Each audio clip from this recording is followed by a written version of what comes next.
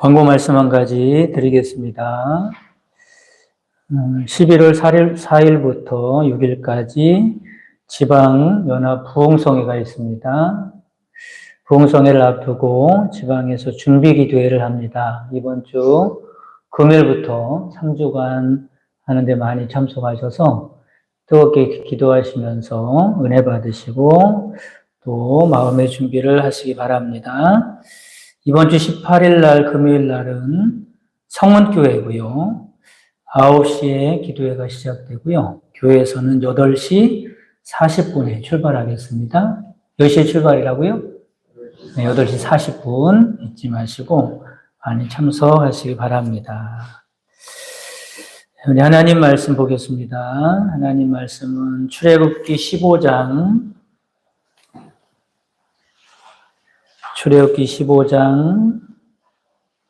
22절에서 27절까지 말씀 보겠습니다. 구약성경 105쪽에 있습니다. 105쪽. 출애굽기 15장 22절에서 27절까지 한 절씩 교독하도록 하겠습니다. 모세가 홍해에서 이스라엘을 인도하며 그들이 나와서 수르 광야로 들어가서 거기서 사흘 길을 걸었으나 물을 얻지 못하고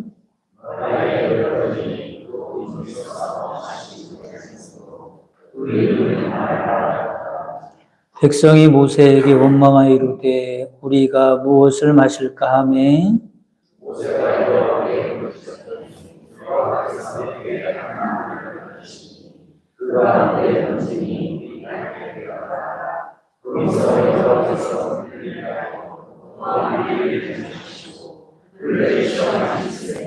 이르시되 너희가 너희 하나님 나 여호와의 말을 들어 순종하고 내가 보기에 의를 행하며 내 계명에 귀를 기울이며 내 모든 규례를 지키면 내가 애굽 사람에게 내린 모든 질병 중 하나도 너희에게 내리지 아니하리니 나는 너희를 치료하는 여호와임이라.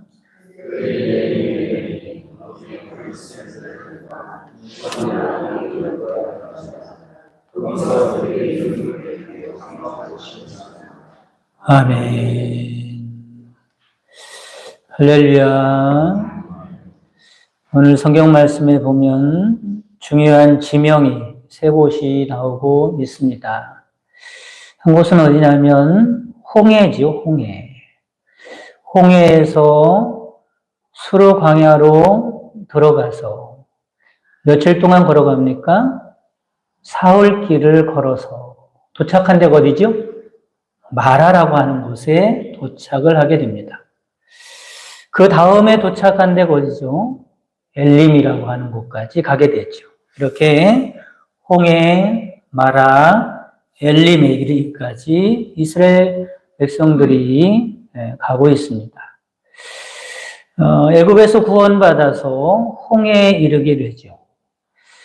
홍해에서 이스라엘 백성들은 건짐을 받게 되고 그 자리에 애굽 군대가 수장이 되게 됩니다.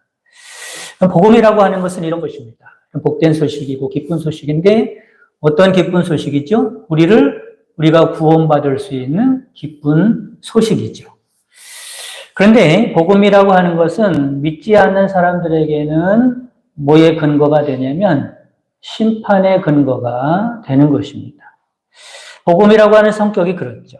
그래서 홍해 바다를 건너게 됩니다. 고린도전서 10장 1절 2절 말씀에 보면 이것을 뭐라고 표현하냐고 하면 세례라고 표현하고 있어요. 그러니까 홍해 바다를 건넜다라고 하는 것은 우리가 예수님 믿고 구원받았다. 그 의미로 뭘 받아요? 세례를 받게 되는 것입니다. 그리고 홍해를 건너서 수르 광야로 들어가 며칠 길을 걸어가요? 3일 길을 걸어갑니다. 여러분 성경에 보면요. 사흘길 이렇게 표현하는데 사흘길. 사흘길이 많이 사흘길이라고 하는 것은 어떤 의미를 가지고 것에 대한 단절을 말합니다.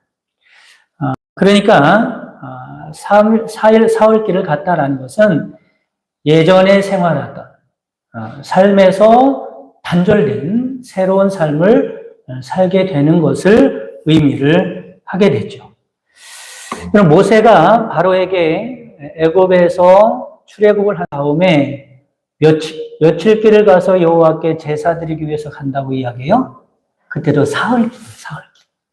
사흘길이라고 하는 것은 꼭 사흘을 가리키는 게 아니라 사흘길을 걸어가는 것이 아니라 뭘 의미한다고요?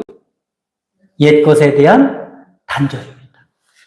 이전에 살았던 삶과는 전혀 다른 새로운 삶을 살겠다라고 하는 의미를 담고 있죠.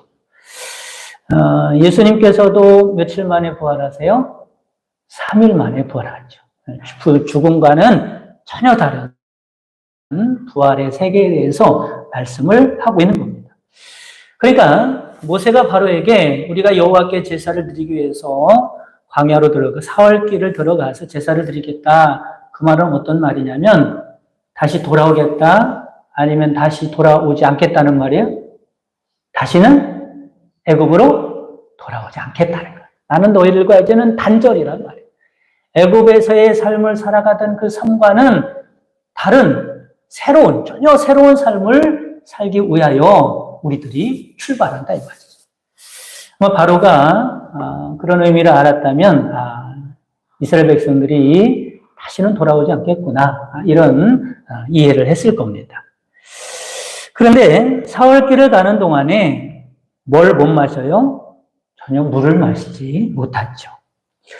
이스라엘 백성들이요 장정만 60만 명이라고 했으니까 적어도 한 200만 명의 인구가 움직인 거예요. 근데 사흘을 하루도 아니고 이틀도 아니고 3일 길을 가는데도 전혀 물을 마시지 못했다면 그것은 아마 이제 사막에서 죽나 보다 이런 생각을 할 수밖에 없었을 겁니다.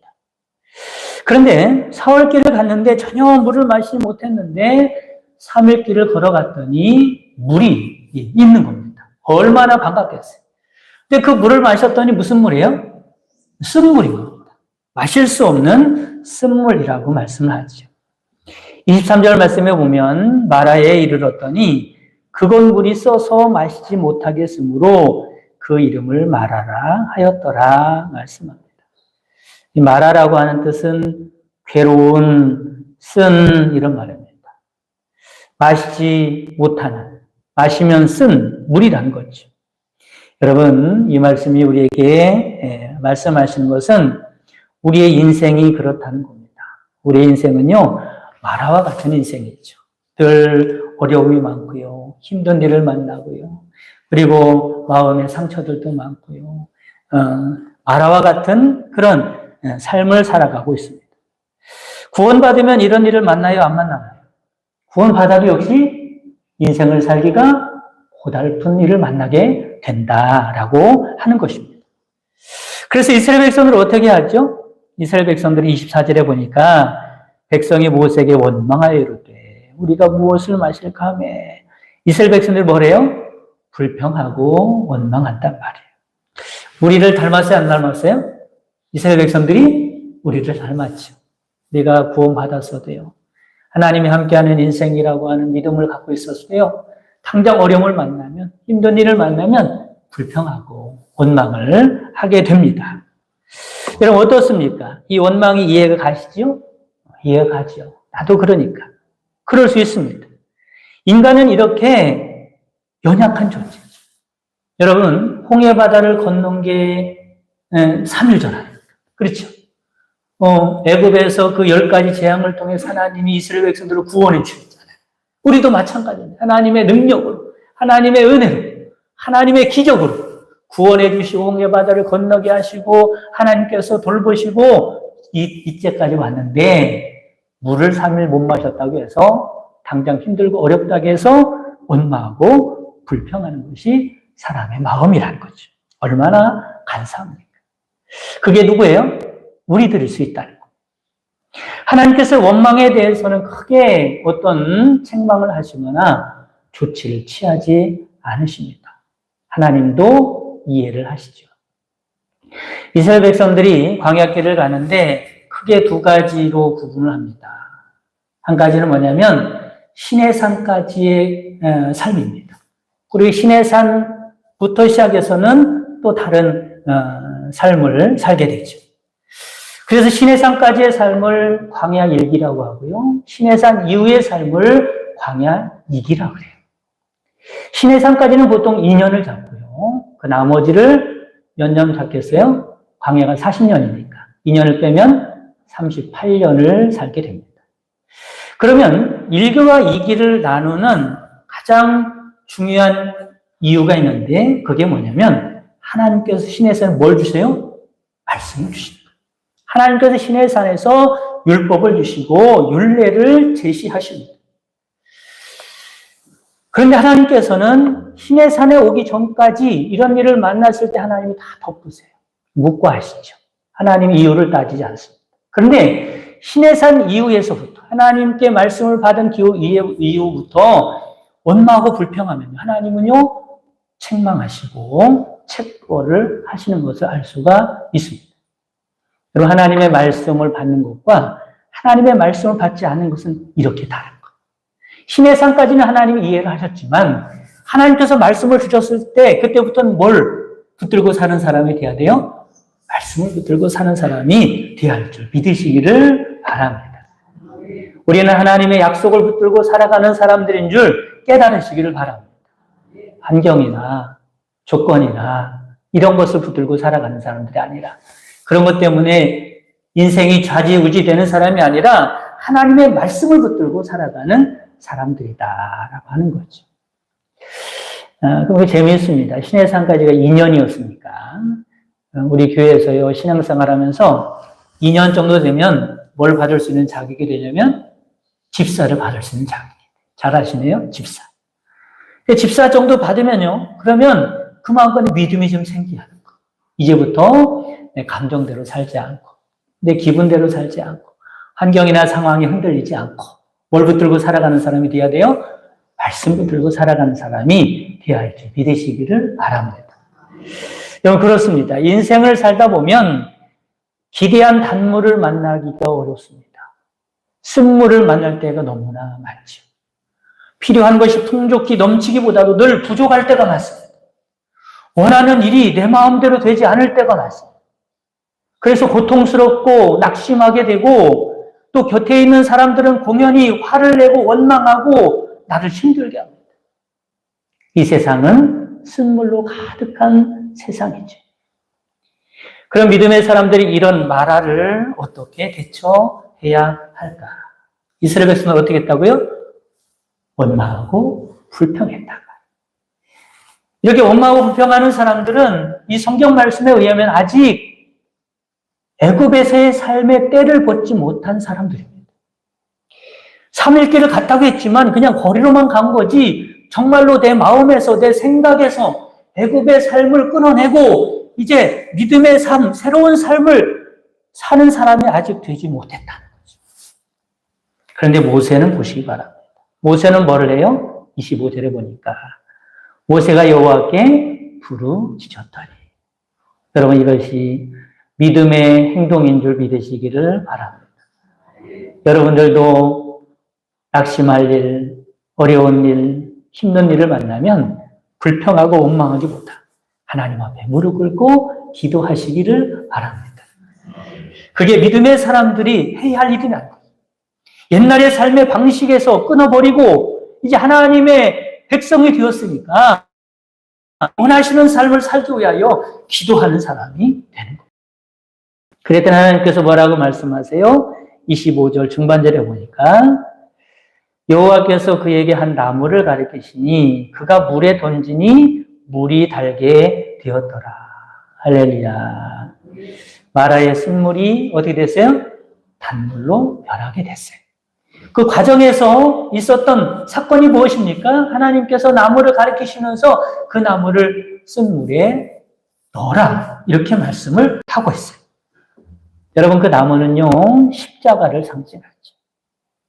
물에 던지었다는 말은 예수님을 믿고 내 삶 가운데 모시는 것을 말하는 겁니다. 예수님과 함께하는 것을 말하는 거예요. 그러면 여러분이 인생의 쓴물들이 단물로 변하는 역사가 있을 줄 믿으시기를 바랍니다. 여러분 인생의 문제의 유일한 해결 방법이 뭐냐면 예수 그리스도를 통하여 해결받는 것입니다. 그것이 우리가 예수님을 믿는 가장 중요한 이유이죠. 여러분, 예수님 말고 예수님을 통해서 인생의 문제를 해결받고 살아가는 것 말고 나에게 다른 방법이 있다고 생각한다면 다른 그 문제를 해결할 수 있는 방법이 있다고 생각을 한다면 하나님 앞에 절대로 기도하지 않을 겁니다. 여러분 누가 기도하는지 아십니까? 오직 예수님을 통해서만 이 문제를 해결받을 수 있다는 것을 아는 사람이 기도합니다. 이게 바로 믿음이라는 것을 깨달으시기를 간절히 바랍니다. 하나님이 해결해 주셔야 돼요. 하나님이 역사해 주셔야 돼요. 하나님이 해주셔야 쓴물이 단물로 변하는 인생이 될 수 있는 것이다 라고 하는 거죠. 물론 나에게도 방법이 있어요. 내가 해결하고 살아갈 수도 있어요. 지금까지 그렇게 살아왔습니다. 그렇지만 그것이 진정으로 인생의 근본적인 문제를 해결해 줬느냐? 그렇지 않다. 그렇게 해결받고 살아갈 수 있는 방법이 예수님의 십자가인 줄 믿으시기를 바랍니다. 예수님의 십자가는 부패에서 쓴물을 내는 죄를 치료하는 능력이 있습니다. 예수님의 십자가는 사람의 마음속을 괴롭히고 더럽히는 쓰리쓴 사탄의 독소를 제거하는 능력이 있음을 믿으시기를 바랍니다.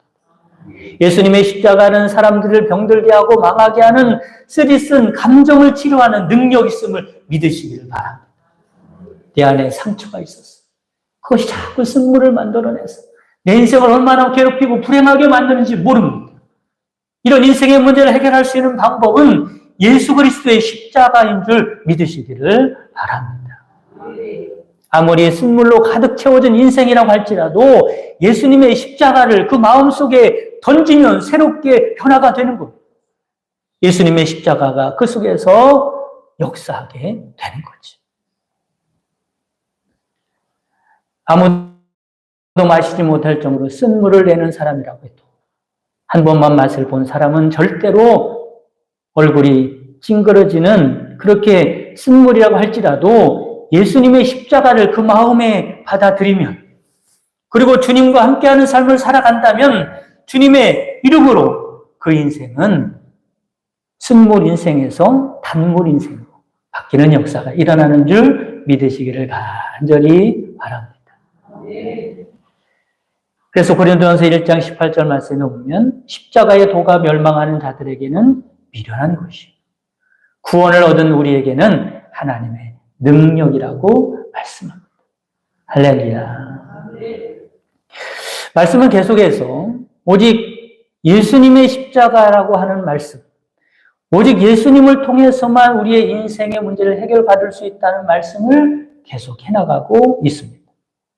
25절 말씀에 보면 여호와께서 그들을 위하여 법도와 율례를 정하시고 그들을 시험하실세라고 말씀하죠. 여기서 시험한다라고 할 때 그 시험은요, 평가한다, 테스트한다 이런 뜻이 아닙니다. 여기서 시험은 증명해낸다 이런 말이죠. 뭘 증명해내냐면 오직 예수님만이 우리 인생의 문제를 해결할 수 있는 분이라는 사실을 증명해내겠다 이런 말입니다. 이스라엘 백성을 위해서 법도와 율례를 정하셨죠. 그러나 예수님의 구속의 은총이 아니면, 하나님의 은혜가 아니면, 구속의 사랑이 없으면 안 되는 존재라는 사실을 증명해 내겠다는 겁니다. 이런 말씀입니다. 26절 말씀에 보면 이런 말씀이 있죠.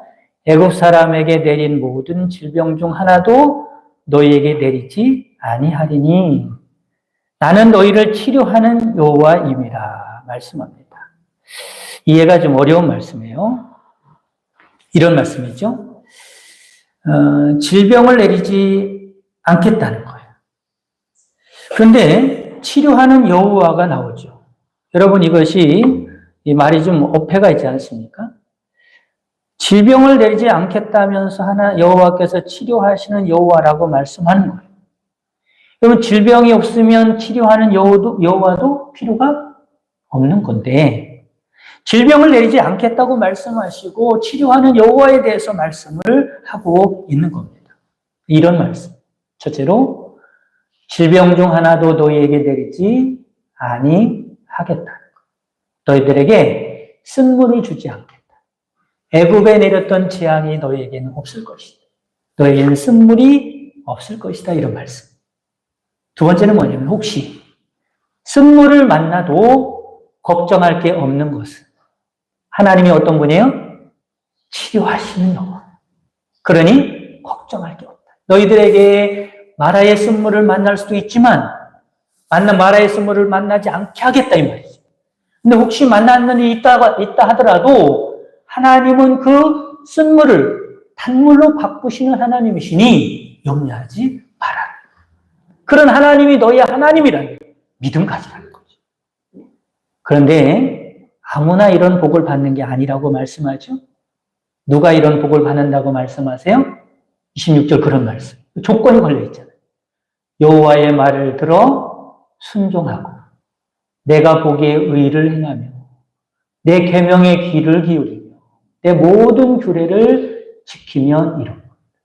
하나님이 주신 그 말씀을 하나도 빠짐없이 다 지키면, 그러면 너희들에게 재앙이 내리지 않을 것이다. 너희들은 쓴물을 만나지 않을 것이다. 이렇게 말씀을 하고 있는 거죠. 그런데 그렇게 할 수 있는 사람이 있어요, 없어요? 아무도 없는 거죠. 누가 지킬 수 있어요? 턱도 없는 소리죠. 어림없는 소리입니다. 그러니 첫 번째, 지켜야 만나지 않는데 마라라고 하는 쓴물을 만나지 않을 수가 있다? 만나지 않을 수가 없다.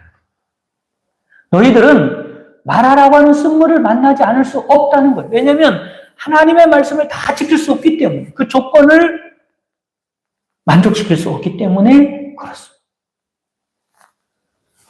그러니까 26절에 애굽 사람에게 내린 모든 질병 중 하나도 너희에게 내리지 아니하리니, 이게 될 수 있어요, 없어요? 그렇게 될 수가 없는 거예요. 그래서 우리에게는 몇 번째 방법이 필요한 겁니까? 두 번째 방법이 절대적으로 필요한 거예요. 다른 방법 없는 겁니다. 치료하신 여호와가 필요한 줄 믿으시기를 바랍니다. 우리에게는 나뭇가지가 필요한 줄 믿으시기를 바랍니다. 그러면 나뭇가지의 효능은 어떤 사람이 보게 되는가? 예수님을 믿고 영접한 자가, 주님을 의지하는 자가 주님의 능력을 경험하게 되는 것입니다. 우리가 인생을 치료받고 살 수 있는 방법, 마라의 인생이 단물로 인생이 바뀌는 유일한 방법은 십자가 외에 없다는 것을 주님께서 보여주시는 것입니다. 여러분, 오직 예수님밖에 없는 줄 믿으시기를 간절히 바랍니다. 이스라엘 백성들이 광야길을 가면서 무서웠을 거예요. 여러분 생각해 보세요. 광야길은 아무것도 없잖아요. 길도 없고요. 먹을 것도 없고 마실 것도 없고. 광야 가다 보면 무슨 일을 만날지 아무도 장담을 못해요. 광야길을 가다 죽은 사람들이 한둘이 아닙니다. 그런데 200만의 인구가요, 광야길을 간다는 것은 엄청나게 두렵고 무서운 일이었을 거예요. 하나님은 이스라엘 백성들에게 이 광야길을 통해서 무엇을 훈련시키고 싶으셨을까? 이것이 또한 우리가 받아야 할 훈련이라는 겁니다. 어떤 훈련이요? 애굽의 환경이든지 광야의 환경이든지 이런 환경이 중요한 게 아니라는 거예요. 누가 함께하기 때문에 그래요? 하나님이 함께하기 때문에 그런 거예요. 마라의 쓴물을 만났다든지 단물을 만났다든지 이런 환경이 중요한 게 아니라는 거예요. 중요한 것은 뭐냐면 내가 너희와 함께 한다는 사실을 믿으라는 거예요. 그리스도로 인하여 너희는 완벽하게 구원받은 하나님의 백성이라는 사실을 믿으라는 거예요. 애굽의 환경이라도 예수 그리스도를 믿는 믿음이 아니면 마라의 쓴물을 마실 수밖에 없을 것이고, 광야의 환경이라도 예수 그리스도를 믿는 믿음이라면 단물을 마시는 은혜가 있을 것이라고 말씀하고 있습니다. 여러분, 예수 그리스도 안에서만 진정한 풍요와 평안과 행복을 얻을 수 있는 줄 믿으시기를 간절히 바랍니다. 이 하나님의 말씀을 믿으라. 그리스도를 믿는 사람들의 결말이 무엇인가? 결론에 대해서 말씀하죠. 27절 말씀에 보면 그들이 엘림에 이르니 거기에 물샘 12과 종려나무 70그루가 있는지라. 거기서 그들이 그물 곁에 장막을 치니라 말씀하죠. 그럼 이스라엘 백성들이 이제 종점에 다 도달하고 합니다. 종점. 거기가 어디에? 엘림이라고 하는 곳이죠. 홍해를 지나서 마라를 지나서 엘림에 이르게 된 겁니다. 물론 아직 가야 할 길이 멀지만 하나님께서 지도를 하나 보여주시는 거죠. 너희들이 가야 할 종착점이 어디라고요? 엘림이라고 하는 곳이야. 엘림이라는 것은 어떤 곳이에요? 물샘 12이 있고 그 물샘 12, 그러니까 샘이 12개나 있고 오아시스. 그리고 그 주위에는 종려나무들이 70그루나 있는 곳입니다. 그럼 그냥 상상을 해봤을 때 광야에서 이런 곳이라고 하는 것은 어떤 곳이라고 상상이 됩니까? 물이 풍부하고 그렇죠. 평안하고 그렇죠. 그런 곳을 말하는 거죠. 물샘 12이라고 하는 것은 12지파를 상징한다고 합니다. 12지파. 그리고 종려나무 70그루는 12지파의 아들들의 숫자가 70이죠. 70명. 70인 장로라고도 하고 70명이죠. 그러니까 이스라엘 백성들이 가나안 땅에 정착하여 거기서 주님의 은혜 가운데 풍요로운 삶을 살아가는 하나님이 베푸시는 은혜 가운데 살아가는 모습을 그리고 있는 겁니다. 거기가 어디라고요? 이제부터 너희들이 가야 할 종착점이다 말이죠. 종착지다는 거죠. 그러니까 이 말씀은 목적지에 대해서 다시 한번 강조해 주시고 있는 겁니다. 여러분, 우리들이 어디를 길을 갈 때 내가 잘 모르는 곳이면 지도부터 보지 않습니까? 지도죠. 내가 여기서 출발하는데 내가 가야 할 곳은 거기고 뭐 차를 타면 몇 시간 걸리고 지도를 보지 않습니까? 하나님이 지도를 보여주신 거죠. 지금은 비록 광야길 가고 있고 아직 갈 길이 멀지만 결국에 너희들이 도착할 종착 지점은 어디라는 거예요? 하나님이 약속하신 젖과 꿀이 흐르는 가나안 땅에 분명히 들어갈 것이다라고 하는 거죠. 하나님이 이 말씀을 왜 하실까? 내가 너희들을 보장해 주겠다. 지금은 마라를 만날 수도 있고 어려움을 당할 수도 있고 힘든 일을 당할 수도 있지만 갈 길이 멀지만 인생이 고달프지만 광야 같은 삶을 살고 있지만 내가 너희들의 인생을 책임질 것이고 거기까지 너희들을 인도할 것이라는 거죠. 예전에 애굽에 있을 때는 바로 밑에서 종살이하고 살았지만 고달프게 살았지만 내 인생에 앞길이 보이지 않았지만 너희들이 이제는 뭐가 됐다는 거예요? 하나님의 백성이 되었어요. 애굽에 있든 광야길에 있든 가나안에 있든 상관이 없다는 거예요. 하나님의 백성이 되었으니 내가 너희들을 약속한 곳까지 끝까지 보장하고 이끌고 인도하여 그곳에 가게 만들리라고 지금 지도를 보여주고 있는 것이다 라고 하는 겁니다. 우리는 뭘 가지면 돼요? 믿음을 갖고 있으면 되는 줄 깨달으시기를 바랍니다. 우리들도 마찬가지죠. 인생을 살아가는데 여러 가지 일들을 만나지 않습니다. 지금 어떤 상황에 처해 있을지 모르지만 이스라엘 백성들과 같이 믿음 없이 원망하고 불평할 게 아니라 그런 상황 가운데서도 믿음을 가지라는 거예요. 내가 사망의 음침한 골짜기로 다닐지라도 누가 나의 목자가 되시는 거예요? 여호와 하나님이 목자가 되시면 사망의 음침한 골짜기 안에서도 하나님께 감사할 수가 있는 것이죠.